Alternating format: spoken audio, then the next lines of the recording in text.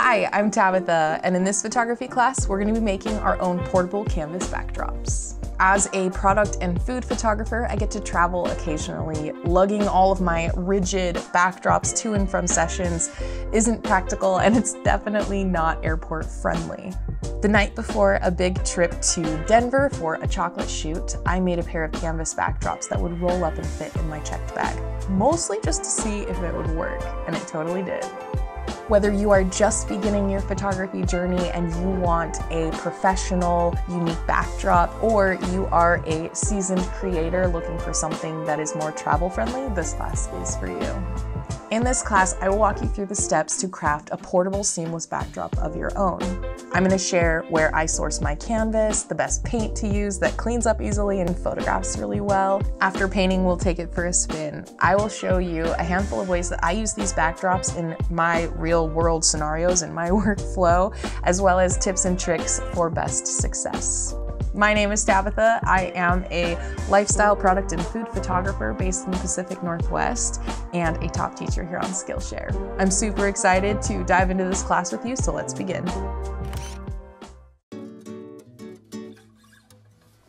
Thanks so much for joining me. For our class project, you are going to need canvas, paint, paintbrush, supplies, and a sharp pair of scissors.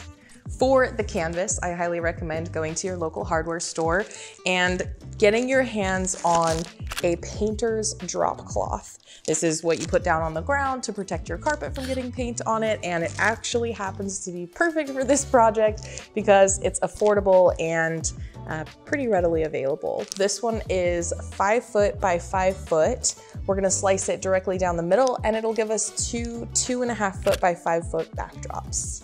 These come in a bunch of other sizes. For example, I have a 6 foot by 9 foot. This is much larger. You could make any size backdrop that works for you. Something to consider is how you're going to move it and what you typically shoot. So for me, when I'm traveling, my backdrop has to go in this bag. This bag is 32 inches end to end, and my light dome, which is lighting me up right now, fits perfectly in here. The two backdrops that I have already are black and white. They're exactly 32 inches, and the ones we'll be making today are 29 inches, so that'll give me a little bit more wiggle room. I've used these for shoots before, and I know that they are wide enough for the kind of work that I do, so this felt great for me. This canvas drop cloth has a plastic backing. This is probably going to keep my table cleaner, but you definitely don't need it. These ones don't have the vinyl. This one does. If you know your way around a fabric store a little better than the hardware store, duck canvas comes on a bolt. You can get it as long as you want. That's going to be a very similar style fabric. Use your coupon. You can still get a pretty good deal on that. For paint, I recommend latex or acrylic. I'm gonna be using both. This is a primer, so I'm gonna be using this as my base to make the whole canvas white and consistent, and then I'm also going to be mixing a light pastel shade of pink for our top coat. To make mine pink, I'm going to be using just the tiniest little bit of this acrylic Winsor & Newton paint that I found in my stash. A quick note on paint sheen for backdrops. I usually recommend matte or flat. In this particular project, you just need to be wary of the fact that those sheens, those kind of dusty looking finishes, they will hide a lot of wrinkles. They won't have any glare, but they are a little bit harder to keep clean. If you feel like you're working with a lot of messy props and things on your photo shoot, you might want to keep that in mind. On the other end, a high gloss or semi-gloss is going to give you a more durable finish that wipes clean really well, but it might show a little bit more glare depending on how you choose to light it. And then somewhere in the middle, you'll get your eggshell or your satin finish that will give you the best of both worlds, I think. If you're unsure, I would start at eggshell and just like see if that works for you. If you already have matte paint or semi-gloss paint, definitely you can roll that out, see if it works for you, and you can always recover it if you don't like how it turns out. I like these small 4-inch foam roller brushes. These give you a nice smooth finish. Keep in mind you're gonna need quite a lot of paint for this because the canvas tends to sort of soak it in, but either of these options, you'll have plenty. And then lastly, to protect your clothing, feel free to wear a highly fashionable apron or turn your shirt inside out, wear gloves if you're photographing your hands this week. I'm going to suit up and we will start cutting our canvas.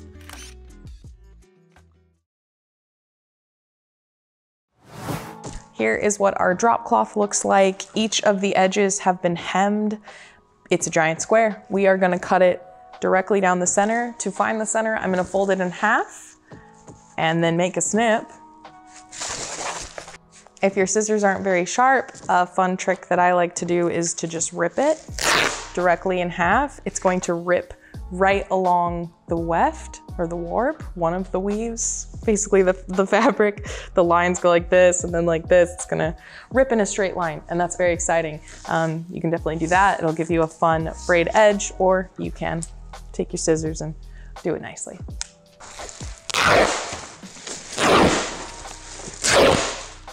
Ta-da!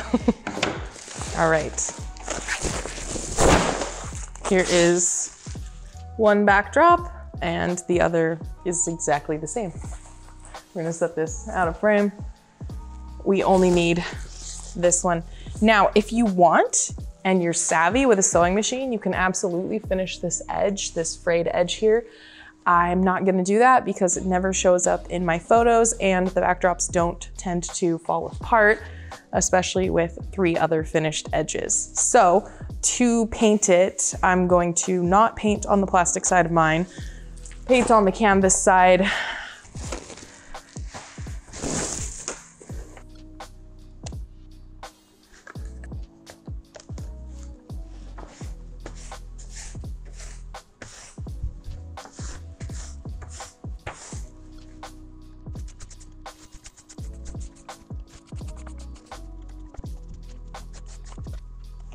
When you feel like you have a nice even layer of primer, you've covered up all of the canvas, it looks good end to end, go ahead and let it dry for about 30 minutes to an hour or whenever it is no longer wet, and then we will do the top coat. All right, I actually had to let mine dry for 24 hours because the plastic coating on the back was preventing airflow. We just gave it its time. But if you don't have the plastic backing, yours will probably dry much quicker. I'm gonna just use the same paint container as I used for our base, and then I will just mix the tiniest idea of red into it until I get a pink that I like. I want to emphasize that you do not need to be like an established or talented painter to paint an effective photography backdrop. This is more of a tool, not an art piece. We are going to be making very subtle lines. We don't want anything repeated.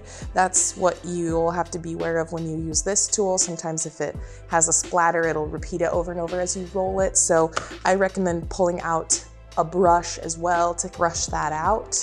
I also find that to get a lot of depth in your final piece, having varying shades of the color that you're going for helps give you some more of that depth. So I'm gonna dump a lot of white paint into here, and then we'll add my red.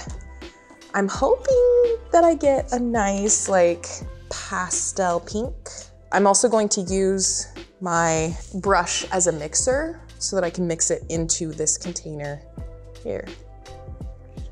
Here you can see pool of white, tiny dab of this red. So I'm mixing it separately over on this end before I incorporate it into this big pool of white. I'm not the best at like caring for my tools, so if the fact that we have like peeling paint chips about to get in here, if that bugs you, just yeah, sorry. Okay, so I'm just gonna gradually mix that in. And I'm gonna leave it a little bit unmixed. I don't necessarily want like the striping and the marbling that's happening here. I'm gonna keep it really simple. In fact, I think I even want it slightly pinker than that, but I'm gonna go ahead and start rolling it on.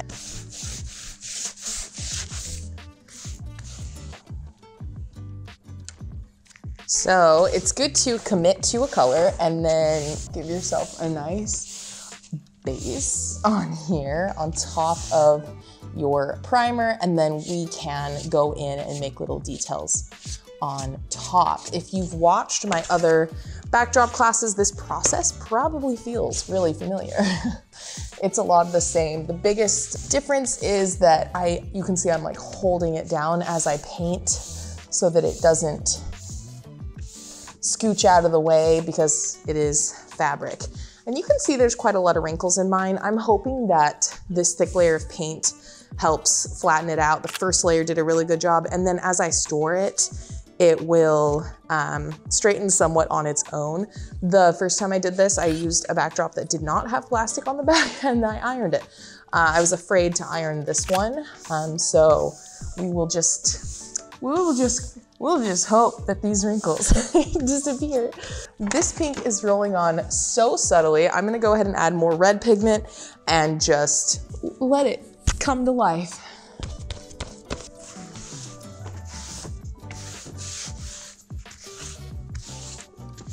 Ooh, nice stripe of red there. That's exciting. Let's see if we can buff that out.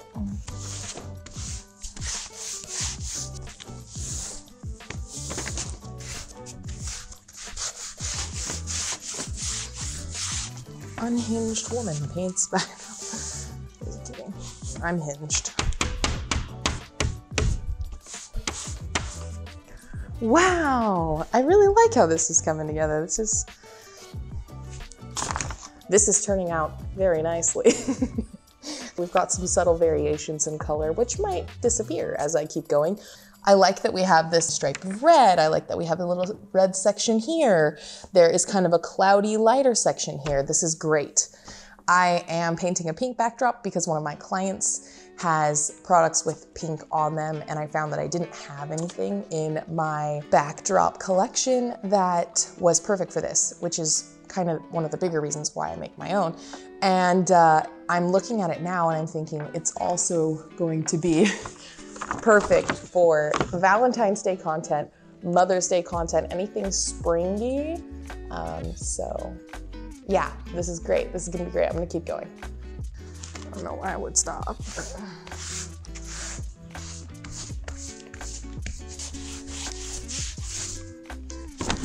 All right, I'm to the point where I have coated the entire backdrop with my beautiful pink color, and I'm gonna go in individually and tease out some of the spots that are a little bit more jarring. So I have the stripe here, a little gash. I may not get rid of all of them. This one especially needs some TLC. So basically I just go in and hand paint in little cross-hatching patterns on top, just to blur that out. I also like to, after this stage, if I feel like it needs more dimension, I will take like a lighter color and just barely hatch over the top. That gives it more of like a painterly vibe, because then you see like actual brush strokes.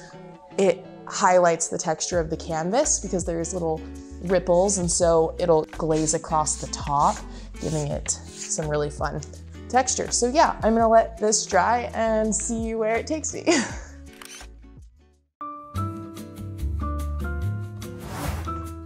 All right, so in this section, I'm going to show you a very simple setup using our canvas backdrop in a seamless position. So I've got my table set up here. I've draped my backdrop so that it makes a gentle curve, and then I have clamped it to a rigid backdrop for support.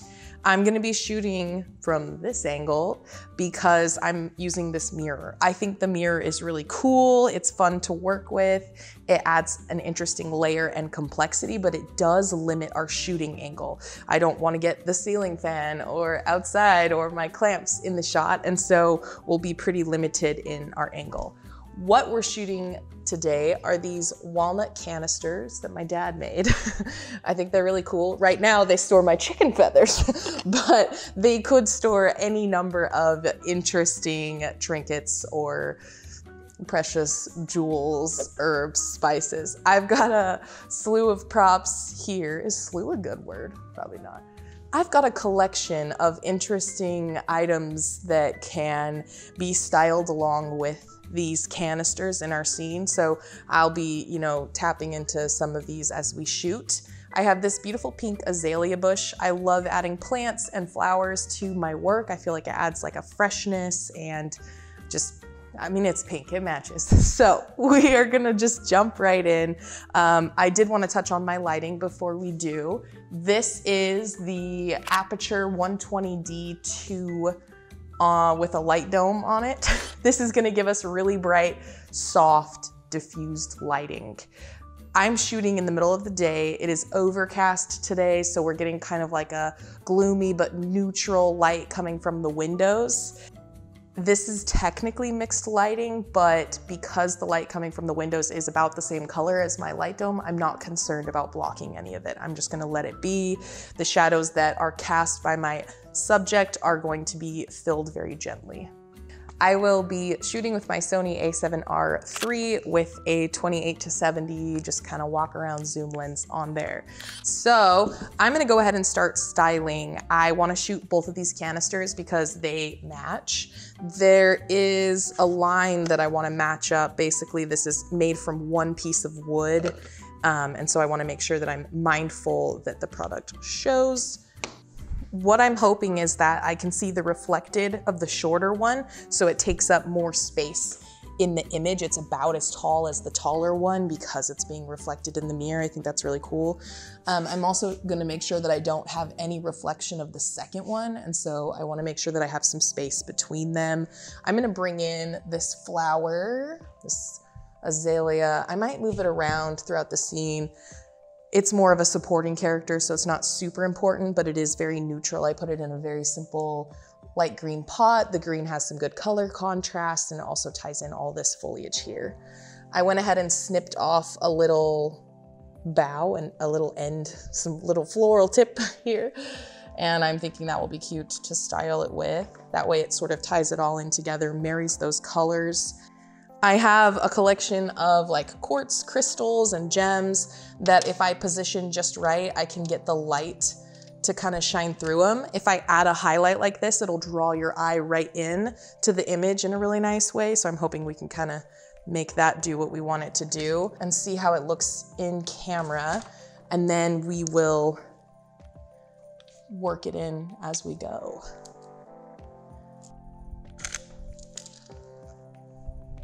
Okay, I'm seeing this crease on my backdrop a little too clearly, so I'm actually gonna step back. I'm gonna pull all these elements forward just to give us a little space between our backdrop and our subject. I'm also going to open up as wide as I can. I was shooting at 5.6. I'm just gonna drop down to 4.5, adjust my ISO to compensate. Okay, that's a little better, a little softer back there, that's great. Something that's really important, if I'm shooting too high, you can see that I get bits of my background in the shot. That's not ideal, so I'm really working at these lower angles. I wanna show the walls of the canisters being nice and straight, so I'm gonna make sure those are square to the camera as well. All right, so I love how these are looking. I'm wanting to make the flowers sort of arc over my scene. So I'm just gonna adjust those until they do that. This is kind of a framing element. So we'll snap that. Oops. I wanna make sure I can see my full canister. Reflection. Awesome, and then I'm gonna try shooting through the flowers. This one might be a little tricky with my backdrop.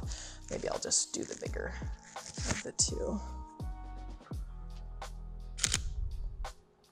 Awesome. And then I'm gonna try putting it behind This casts kind of a heavy shadow on my backdrop, so I'm gonna just pull it open so that the light can spill back there. And then maybe we'll adjust our, our posing here. We're gonna open this little canister, show that it's hollow. Thank you. I'm gonna sprinkle just a teeny bit of salt here on my mirror for some grit so that this guy stops rolling away. We want just enough to hold it, not enough to see it. Ba-ding, okay. There, I think I like that. All right, so I'm gonna be shooting pretty much mostly this one here, coming in nice and close. Maybe I'll do a wide shot. The scene is a lot darker with that shadow from the flower. I'm gonna bring the light more forward so more of it spills onto that background. And then we'll get some out of focus florals in the foreground. There we go. Okay, cool, cool, cool. Neat. I think we got a fun variety of shots here. All right, I feel like we captured this pretty nicely. I'm going to do one quick setup on black that is flat against the table. We'll be shooting a flat lay. Okay, so for this setup, we are gonna show off that canvas texture. I'm using a slightly more dramatic light angle and scene overall. I have the canvas backdrop. This is one of my original ones, this kind of dark slate matte black canvas. And then I've just set these two other dark backdrops here mostly to block the lighting. When I was taking some initial shots, I was noticing there was a lot of reflections on all sides of the chocolate, and I felt like it just looks better.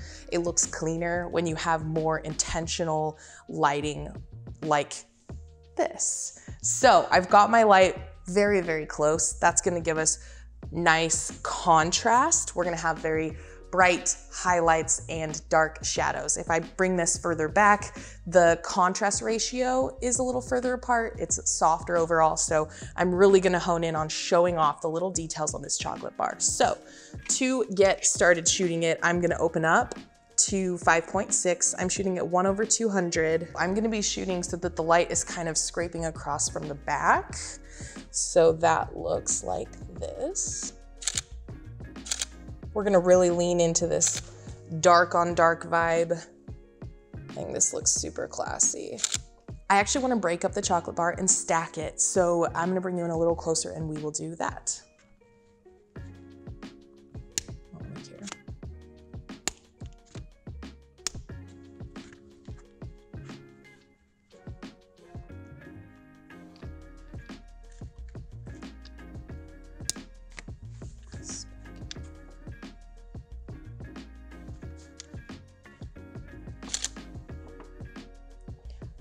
Oof, I love the highlight we're getting here.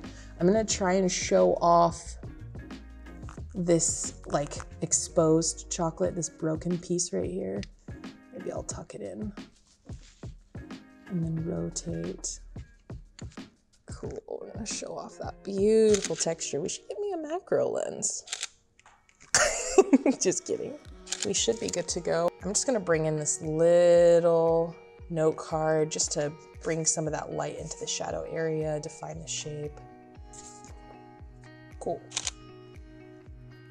Okay, I'm gonna show, here is before note card, here is after. I feel like these look so pretty. Awesome, so I'm gonna take all of my favorite images and show you how I would process them in Lightroom next.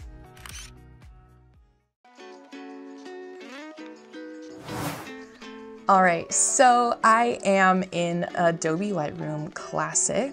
I am using version 12.1. I've imported all of my photos from my shot demo and I've got them culled down to the best ones. I'm gonna be real with you, for a minute there, I was like, I don't know if any of these photos are gonna be good. There was a few days between when I took them and when I imported them, and I was like, are they even good? And now here they are, and I'm like, actually, these are pretty good. So if you ever feel like maybe your work is crap or you're not talented or whatever, you're a real artist. Imposter syndrome is real. All right, so to start out, I am gonna do a basic edit on this shot. What I really like about this one is we've got some greenery framing the image. We have this crystal which stands out nicely in the shadow area. I don't know if I love this shadow back here. We'll see if we can make some adjustments on it, but let's go ahead and start correcting our color and exposure. I'm gonna bring the exposure up, bring the contrast up. I'm bringing the blacks down, bringing the shadows up, and then taking my highlights down. So already I've done those like 5 sliders. This is before and this is after. This guy is on an angle and it is bugging me. So we're gonna open up the crop tool and we are going to straighten that as best we can. I have to split the difference a little bit, but let's see if there is like a camera corrections that might fix this. So I am scrolling down to lens corrections. It looks like I already have enable profile corrections checked, and that fixes distortion and vignetting on the image. I'm gonna pop into the transform menu and see if we can make this look more upright. I'm gonna hit this auto upright tool, this grid here. Okay, so that basically just matched my horizon, which is not what I wanted. Let's go auto and see what it does. Oh, okay, perfect. So I did an auto upright perspective. This is before, this is after. I feel like that to me reads a lot straighter than it did previously. Okay, so let's jump back into our crop. I'm gonna change the ratio from original to 4:5 for Instagram. I'm gonna click inside the box and drag, and this is where we get to really fine tune this crop. I wanna make sure that this mirror edge doesn't immediately exit a corner. That would draw the eye away from our main subject. I am lining these up. I can't get them on true thirds, but I feel like the weight of this image overall feels balanced. We've got enough negative space up here to be interesting, and this is like a natural horizon on the third line here, so I'm gonna call that solid. Let's work with the color here a little bit. Because the background is pink and I'm not used to working with pink backgrounds, this will be really fun to tune in. Okay, so I clicked on the white balance on the background in the whitest part. You can see it imparted a lot of warm and green tones in the canisters and made the background look really muddy. So we're gonna undo that. I feel like splitting the difference, because this reads as super magenta, so I'm gonna take the tint down. It's set to 4 right now. I'm gonna just creep it down to, this is -5. When I'm working with tint, I like to step forward and back and just make sure that I am headed in the right direction. I think -5 is too far, so I'm gonna set it right at 0 and see how I feel about that before and after. Okay, it's subtle, but I feel like it helped quite a lot. I'm going to also warm it up. Bring the temperature slider up just a little bit. That brings those true tones of that wood right to true life, which I love. Let's add some adjustments in our tone curve. I'm going to drag the darks slider up. This brings more information in those shadow areas. And then I'm gonna bring the shadow slider down. This sharpens and crisps up the black areas of the photo. Yeah, I feel like this really came together nicely. Lastly, let's do some sharpening and some noise reduction. So I'm dragging my sharpening slider about halfway. I'm dragging up masking while holding the Alt Option key and making sure I'm only masking the edges, everything that's white. I'm gonna let go. That adds a nice sharpen so that our image looks crisp. And then I will bring my noise reduction up just to smooth things out a little bit. And yeah, from there, I still feel like this image needs a little bit of pop. I'm gonna bring my whites slider up just a hair and maybe bring my exposure up and my blacks down. Let's see if maybe we want to mitigate this shadow here. So let's open up our masking menu. We are going to grab our brush. I'm going to hit the right bracket, make it bigger, and then mask this entire background shadow, just so that we can bring those shadows a little bit brighter. So I'm gonna bring my exposure up slowly, just kind of rocking it up so that we're getting rid of a lot of that deep darkness there. I'm also gonna take the shadow slider up just a little, help that blend out a little bit better. Go in and just kind of gently smooth the edges. Okay, let me show you. Here is before and here's after. We just kind of removed that dark cloud. Now, if I wanted to be, you know, a perfectionist about it, I would also remove it in the reflection, create a new mask. This way we can fine tune it individually. So I'm gonna paint this in and then rock that exposure up just a smidge. I like the shadow there because it makes that crystal stand out, but we don't want our eyes to be drawn to this like creepy shadowy part of the photo. Okay, I think that's good. I don't know what I'm doing. Let's go ahead and copy these settings and paste them onto a couple other shots from the same scene. This shot, I love that we're pulled back just ever so slightly. I wanted to show you, see how we have these background wrinkles? If we take our little Band-Aid tool, increase it so that it'll fill it, and then click and drag. It'll sample from nearby pixels and clean that up really nicely for you. So yeah, while it would be ideal to not have wrinkles in your background and to iron it beforehand, if you don't have that option or you've been traveling with it and it has a wrinkle or two, you can easily clone that out. Just make sure if you are working with a mirror, you are cloning it out in the reflection as well. So yeah, there is that. We're gonna step through and see if there's some other variations of this shot. This one's really cool, kind of peeking through the flowers. I wish I'd removed this canister because my eye's drawn to that as it's a very straight edge that's being hidden by the leaves.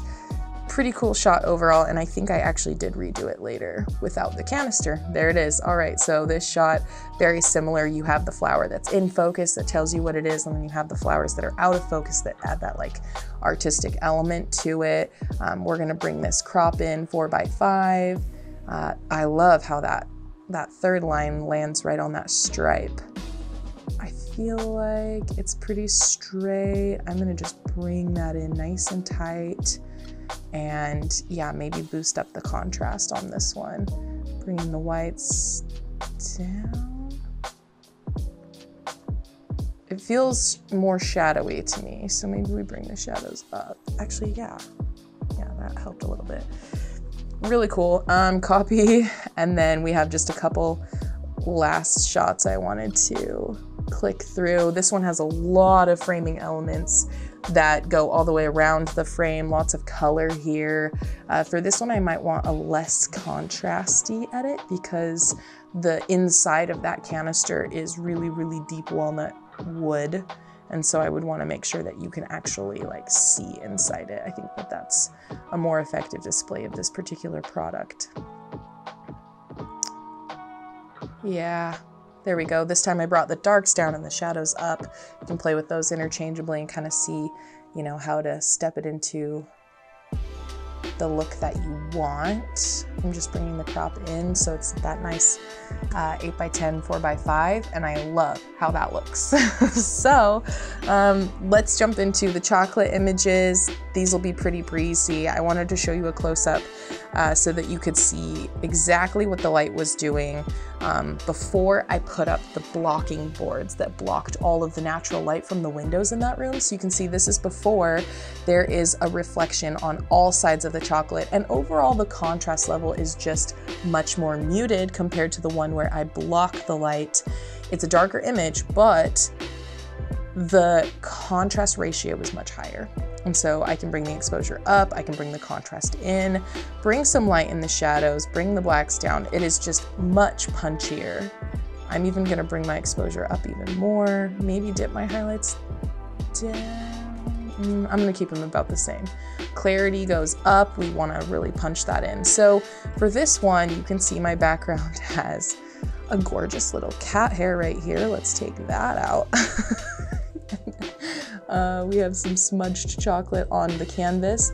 One thing to keep in mind when you're clone stamping the canvas is because a woven texture is like a repeated pattern, you just have to make sure that where it samples from does indeed repeat that pattern. Otherwise, it'll give it away that you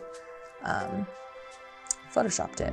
And then on this kind of image, let's crop before we start clone stamping, so we're not clone stamping parts of the image that no one will ever see. I'm just gonna bring this in. Oof, so pretty. As a beautifully tempered bar. Okay, so I brought it in. That would be kind of the finished crop there. And then from this point, I would zoom in and take my little Band-Aid tool and just click, click, click away. Right now it's set to heal. You can set it to clone where it'll take an exact copy of the spot that it samples, or you can do content aware remove. This is a newer feature here in Lightroom, and it's very similar to how the Band-Aid tool works in Photoshop. So it's clicking, it's making a calculation and just replacing the pixels. I found that I miss the control that I have with the heal tool. I prefer more often than not to use the heal tool, even though it takes an extra second if I have to grab the box and move it around the little circle. But I just feel like if I have that little bit of control, I can put the spot right where I want it. So anyway, here is some of the specks and scuffs removed. This is what I do. Cloning out these tiny little bits of chocolate debris on the chocolate bar and really just making it stand out.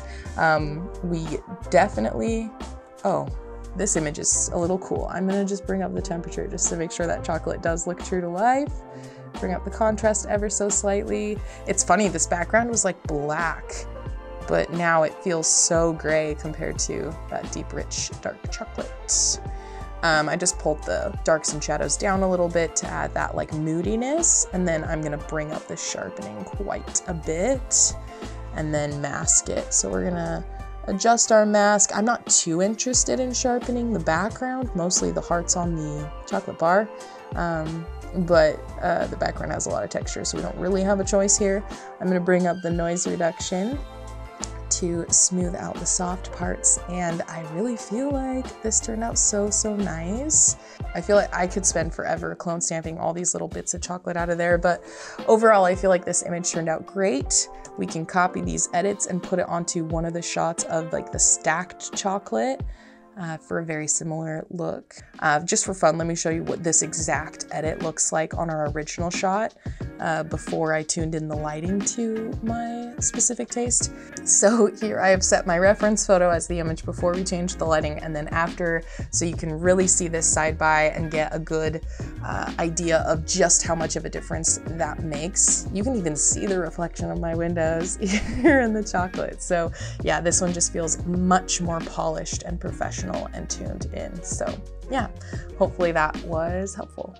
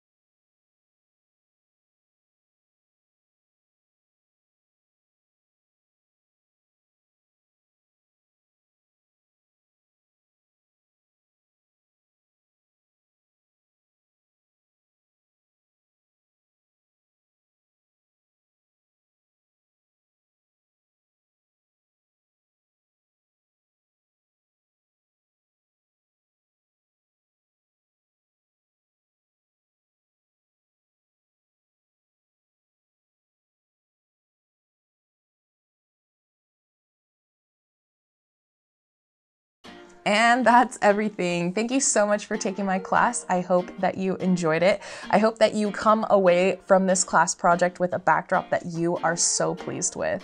I hope that you can find creative and unique ways to level up your work using it, and that you too have the freedom to travel with it and not feel terrified that you show up unprepared to a shoot. If you like this class and this project and you want other similar projects, check out my profile. I have a ton of other DIY backdrops classes, as well as other project-based classes to photograph cocktails and chocolate and pancakes and other fun things. Thanks again for joining me, and I will see you in the next one.